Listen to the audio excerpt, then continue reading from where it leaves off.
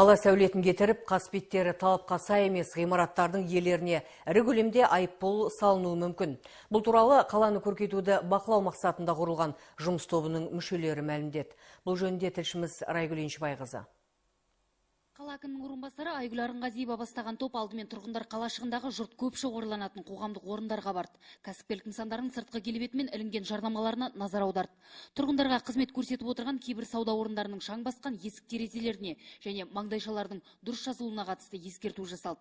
Дәл осындай ескерту осы ауданда орналасқан Алақай қуыршақ театрына да қатысты айтылды. Нам, по-моему, вчера предупредили, сделали. Театр ғимаратының маңайындағы Алақай жазуының бірнеше әрпі сынып, шамдары жанбай қалды. Осы үшін ескерту жасалды. Біз бұл олқылықты жою үшін жаңасына тапсырыс бердік, жуырда қайта қалпына келеді. Топ мүшелері әр кәсіпкерлік иесіне жыл мезгіліне қарамастан тиесілі аумақты тазарту, абаттандыру жұмысын жүргізу керек деп талап қойды.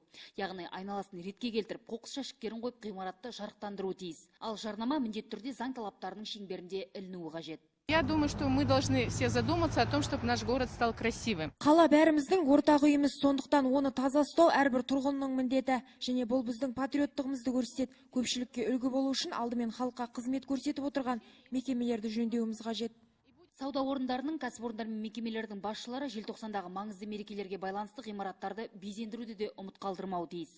Қазір қала бойынша тәртіп пен тазалықты қадағалайтын осындай 34 жұмыс тобы ортақ талапты түсіндіруде.